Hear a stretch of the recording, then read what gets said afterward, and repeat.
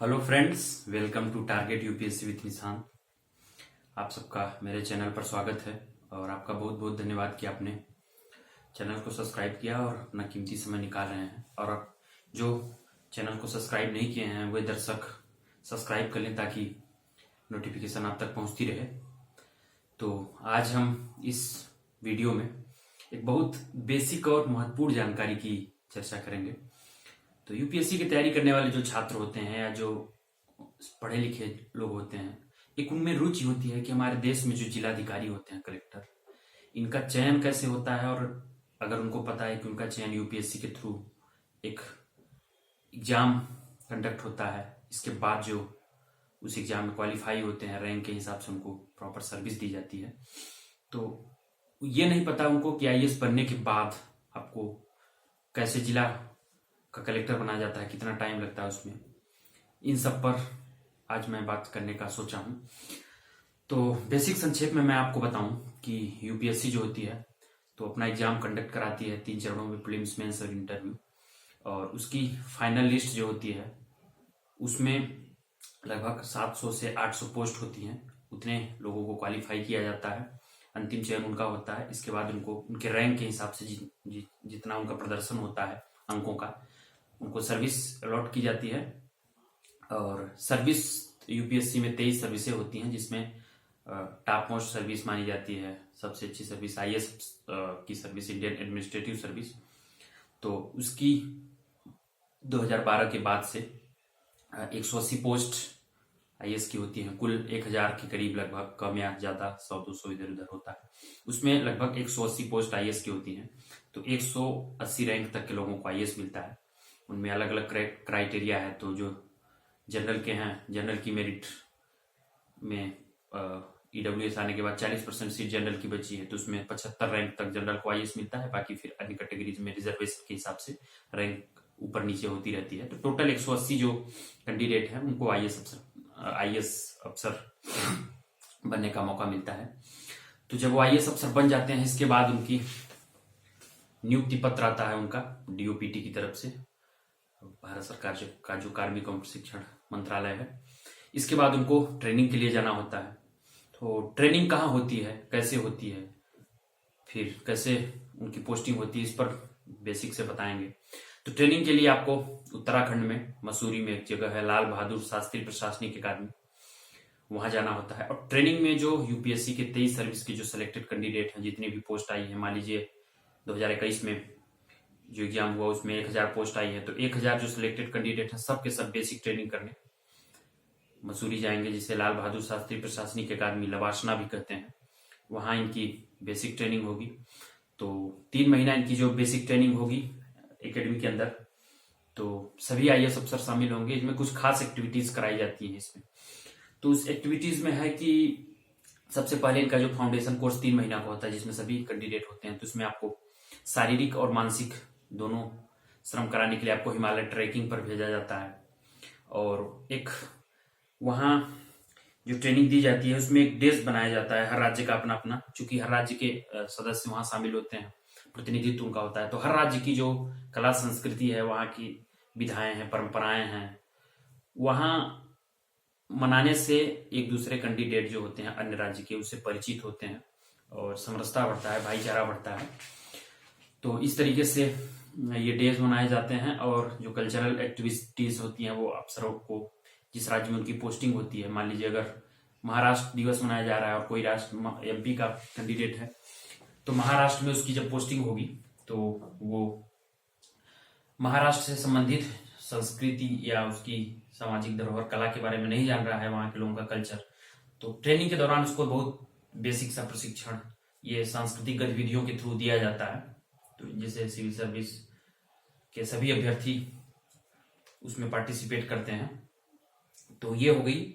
इसके बाद इनमें डांस और लोक नृत्य कराया जाता है, जिससे विविधता में एकता आती है। तो इस तरीके से कल्चरल एक्टिविटीज होती हैं।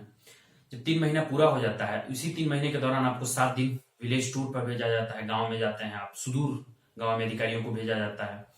और वहां गांव में ये लोग अधिकारी जो होते हैं ग्रामीण परिवेश में स्कूल जो होती हैं, ग्राम पंचायत, राशन की दुकानें कैसे काम करती हैं, ग्रामीण स्तर पर कैसे प्रशासन काम करता है उसको सीखते हैं, ग्रामीण लोगों की समस्याओं से अवगत होते हैं, उनकी संवेदनशीलता बढ़ती है इन लोगों के प्रति।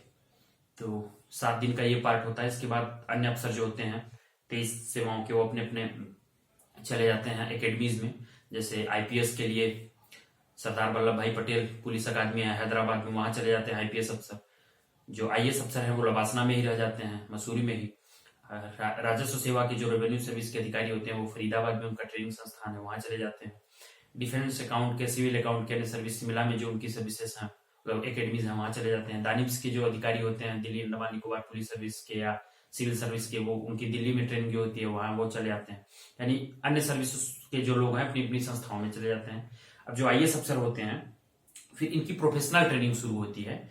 तो इनकी जो प्रोफेशनल ट्रेनिंग होती है वो लवासना में ही होती है आईएएस अफसर की। सिर्फ आईएएस अफसर बच गए हैं जो 150 जिनका 180 जिनका सिलेक्शन हुआ, तो इनकी प्रोफेशनल ट्रेनिंग होती है।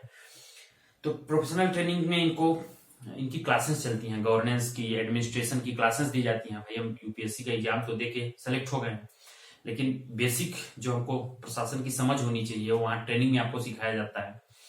तो उसके लिए बड़े बड़े विश्वविद्यालय के प्रोफेसर्स आते हैं क्लास लेने, जो ब्यूरोक्रेट्स होते हैं जिनका लंबा अनुभव होता है कार्य करने का पब्लिक सर्विस में, जो बड़े बड़े पदों पर अपनी सेवाएं दे चुके होते हैं, तो वो कार्य करते हैं, उदाहरण के थ्रू समझाते हैं। तो उनका एक ये पार्ट होता है। फिर इसके दौरान health, education, energy, agriculture, industry, rural development, Panchayati Raj, urban development, social sector, वन, कानून, महिला बाल विकास, ट्राइबल डिपार्टमेंट जैसे सेक्टर की जो स्पेसिफिक जो एक्सपर्ट होते हैं, जैसे कोई एक्सपर्ट होगा हेल्थ सेक्टर का हो गया, तो वो जब कभी आएगा तो हेल्थ पर बताएगा आपको। तो इस तरीके से उनकी ट्रेनिंग दी जाती है, उनको सिखाया जाता है जिंदगी के या प्रशासन के अनुभव शेयर करके। इसके बाद उनको स्थानीय भाषा सिखाई जाती है।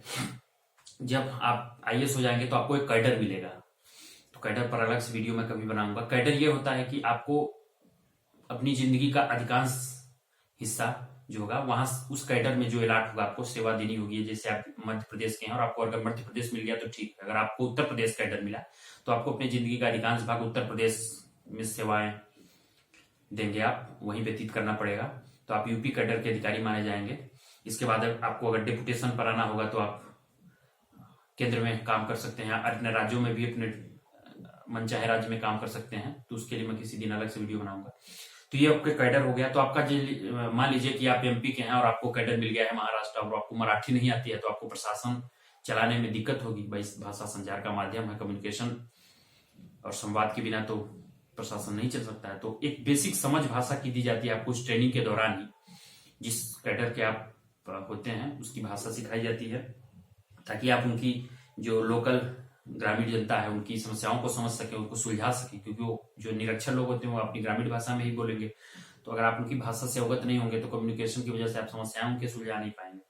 इसके बाद फिर भारत की विविधता को समझने के लिए भारत दर्शन होता है। तो भारत दर्शन में विंटर स्टडी टूर होती है, एकेडमी में जो पढ़ाई होती है। उसके बाद फिर आपको देश के विभिन्न राज्यों में घूमने के लिए ले जाते हैं, वहां अटैचमेंट आपके होते हैं, मुलाकातें होती हैं आपकी देश के बड़े बड़े मशहूर लोग जो अपने अपने क्षेत्र में कुछ अच्छा कर रहे हैं, राजनीतिक स्तर पर या प्रशासनिक स्तर पर अधिकारियों से और वहां के मुख्यमंत्रियों से, राज्यपालों से मुलाकात होती है और आपको देश की जो कार्य प्रणाली है या देश की जो विविधता है उसको समझने का मौका मिलता है भारत दर्शन में। तो ये 2 महीने का आपका भारत दर्शन का टूर होता है। इसके बाद आपको जिला प्रशिक्षण के लिए भेज दिया जाता है। तो आप जिस कैडर में आपको अलॉट हुआ है जो कैडर, उस कैडर में आप जाते हैं जिला प्रशिक्षण में। तो आप जिले के कलेक्टर के अधीन रखकर एक जिले का प्रशासन कैसा चलता है आप उसको देखते हैं, आप काम करते हैं। आपको वहां उत्तर प्रदेश में ज्वाइंट मजिस्ट्रेट कहा जाता है और एमपी में सहायक कलेक्टर कहा जाता है और बिहार में सहायक समाहर्ता कहा जाता है, समाहर्ता कलेक्टर को ही बोलते हैं। यानी सहायक कलेक्टर, आप कलेक्टर को असिस्ट करते हैं, सहायता देते हैं, कलेक्टर के देख रेख में आप काम करते हैं। ये 1 साल तक होता है, यानी 12 महीने आपको जिला प्रशिक्षण देखना होता है। वहां लोग आपके पास समस्याएं लेकर आते हैं, समझते हैं, आप उसको सॉल्व करते हैं। जिला कलेक्टर जब कहीं दौरे पर जाते हैं तो आप उनके साथ जाते हैं, समझते हैं कि कैसे चीजों को सॉल्व किया जाता है, कैसे जनता की समस्याओं को आप सुलझा पाते हैं। तो इस तरीके से आपका जिला प्रशिक्षण होता है साल भर का। जिला प्रशिक्षण कंप्लीट होते ही आपको फिर वापस लवासना में फेज 2 की ट्रेनिंग के लिए वापस आना होता है। यहाँ कुछ क्लासेस चलती हैं, कुछ टेस्ट होते हैं आपको। वहां भी लवासना में भी आपके एग्जाम्स होते हैं जो आप क्लासें करते हैं, गवर्नेंस की या एडमिनिस्ट्रेशन की जो भी आपकी क्लासेस होती हैं उसके एग्जाम्स होते हैं। और कुल मिलाकर आपके 21 महीने की आईएएस की जो होती है बेसिक ट्रेनिंग जब कंप्लीट हो जाती है, इसके बाद आपको फर्स्ट पोस्टिंग मिलती है। और फर्स्ट पोस्टिंग आपको सब डिविजनल मजिस्ट्रेट की मिलती है। अन्य राज्यों में अलग अलग मिलती है, जैसे कहीं बीडीओ बना दिया जाता है, तो एक ब्लॉक को डेवलपमेंट आपको देखना होता है, यानी आपको पहले छोटी जिम्मेदारियां दी जाती हैं। तो आपको जो एसडीएमशिप दे दी गई आईएएस को, तो एक डिवीजन में वो रह के काम करता है, वहां का प्रमुख होता है और जिलाधिकारी की नजर ही होती है उस पर। तो आप साल भर या 1.5 साल एक सब डिविजनल मजिस्ट्रेट के रूप में रह के आप बेसिक सीखते हैं, छोटी जिम्मेदारियों से आप सीखते हैं। इसके बाद आपका प्रमोशन होता है, तो प्रमोशन के बाद आपको सीईओ बना दिया जाता है, मुख्य कार्यपालिका अधिकारी, जो जिला पंचायत या जिला परिषद होती हैं जो, उसका सीईओ बना दिया जाता है, चीफ एग्जीक्यूटिव ऑफिसर। तो आप उसके काम देखते हैं। और पदेन अपर कलेक्टर भी आपको बोल दिया जाता है, तो आप उसके काम देखते हैं। साल भर आपको वहां सीखने का मौका मिलता है। आपको कभी अटैचमेंट कर दिया गया, आयुक्त बना दिया गया किसी नगर पालिका में, तो इस तरीके से साल भर 2 साल आप वहां काम करते हैं। इसके बाद आपको फिर से प्रमोट किया जाता है, तो आपको एडीएम बनाया जाता है, एडिशनल डिस्ट्रिक्ट मजिस्ट्रेट। तो आप फिर वहां कुछ सेवाएं देते हैं, साल 6 महीने। इसके बाद जब आपका अनुभव छोटे स्तर पर काम कर लेते हैं, आप असिस्ट कर लेते हैं जिले में, आपको जिले का पर्याप्त अनुभव हो जाता है, फिर आपको जिला कलेक्टर बनाया जाता है, यानी एक छोटा जिला दे दिया जाता है, फुल चार्ज आपको मिलता है, आप उस जिले के कलेक्टर बनते हैं। तो एक कलेक्टर को ढेरों सारी जिम्मेदारियां होती हैं, लगभग 60 विभाग होते हैं उसके अंडर में। तो जब आप जिला कलेक्टर बनते हैं तो जिम्मेदारियां बढ़ती हैं, आपको कार्य करने का अवसर ज्यादा मिलता है। लेकिन ये आपके यूपीएससी के सिलेक्शन के पहले ही दिन आपको कलेक्टर नहीं बनाया जाता। ये जो वीडियो बनाने का उद्देश्य था, आपको ये बताना था कि आपको पहले ही दिन से आपको कलेक्टर की जिम्मेदारी नहीं दी जाती है। आपको काफी वक्त दिया जाता है सीखने का। तो आप इस प्रोसेस से आगे बढ़ते हैं, एसडीएमशिप से लेकर फिर सीईओ बनते हैं, फिर एडीएम बनते हैं, फिर आपको डीएम बनाया जाता है, डिस्ट्रिक्ट मजिस्ट्रेट या जिला कलेक्टर। तो जिला कलेक्टर आपको आपके सिलेक्शन से 5 से 6 साल या कभी कभी 7 साल भी लग जाते हैं। किसी राज्य में जल्दी हो जाता है, किसी राज्य में थोड़ा लेट हो जाता है। तो अभी इस समय हालत है कि जो 2013 बैच के आईएएस अफसर हैं या 14 बैच के आईएएस अफसर हैं, उनको अब जाके जिला कलेक्टर का पद मिला है। तो आज की इस वीडियो में मैंने बताया कि एक यूपीएससी अफसर की ट्रेनिंग कैसे होती है और कैसी उसकी जर्नी होती है एक आईएएस अफसर बनने तक। तो सिलेक्शन से लेकर जिला कलेक्टर तक का ये सफर हुआ। तो इस वीडियो में आपने ये जाना। अब अगले वीडियो में किसी अगले टॉपिक पर बात करने के लिए हम फिर से उपस्थित होंगे। तो आप चैनल को सब्सक्राइब करिए ताकि अधिक से अधिक नोटिफिकेशन आप तक पहुंचे और वीडियोस के माध्यम से जानकारी आप तक पहुंचाएं और हमारा उत्साहवर्धन होता रहे। इस वीडियो को देखने के लिए आपका बहुत बहुत धन्यवाद।